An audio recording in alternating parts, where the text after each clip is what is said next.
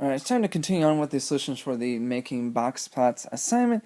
Here we are on number 6. It's a little bit longer data set, but following the same instructions we've been doing, you first need to get the smallest number, which is going to be 24. And we'll skip down to getting the max number, which is going to be 89. And then get the median. And what I'm going to do is just pause and figure out the median. You can count off from the ends here and get all the way to the center, but I don't want to just have you wait for that, so hold on. Alright, so I found out my median is halfway here in the middle, halfway between these two numbers, between 45 and 50. Halfway between them would be 47.5. Okay, you can add those numbers together and divide by 2, that would give you 47.5. And then getting quartile 1, you just look at this left half of your data, and then figure out the median for that.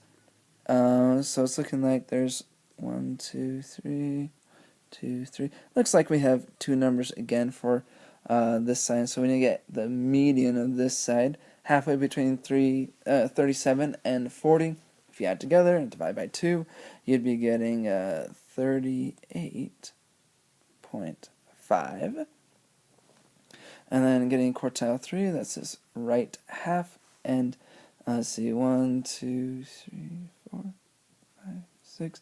That's looking like it's going to be halfway between these two. So halfway between 73 and 83. Well, that's just going to be 78. You can add those numbers together and divide by 2.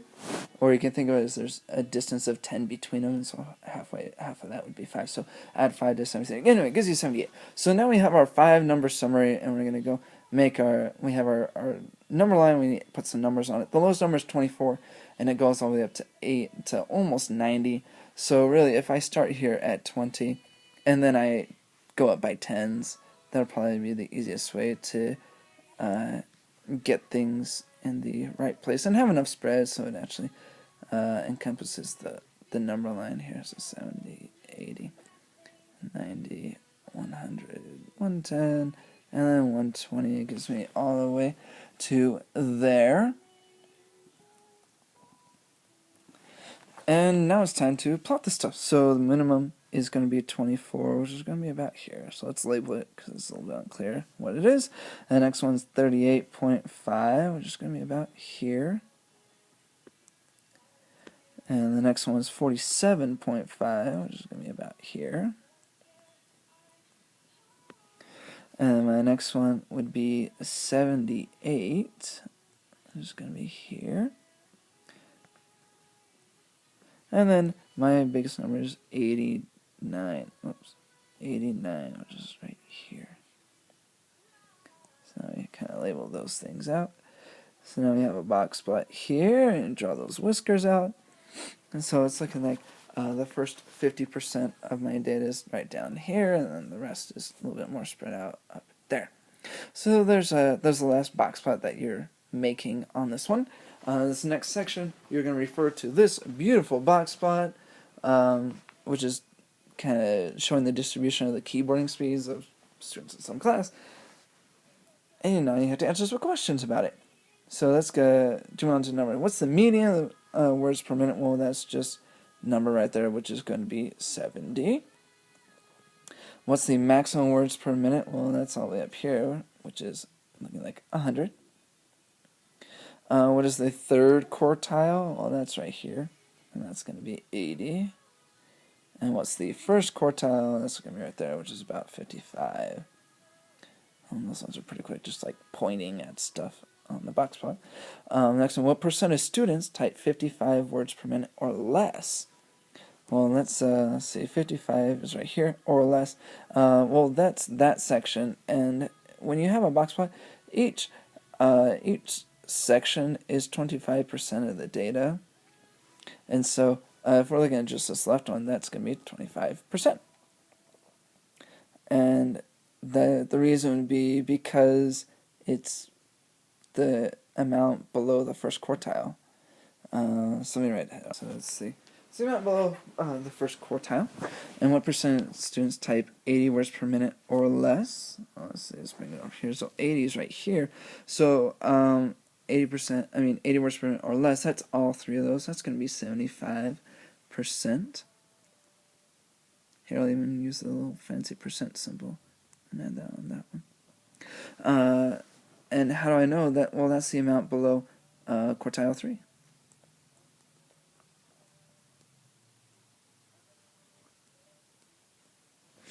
And the last one, are there more students who type over 70 words per minute or type below 70 words per minute? Well, 70 words per minute is right here, and that's the median. And so it's the same amount on both sides. And so that's what you write down there. There are the same amount for both.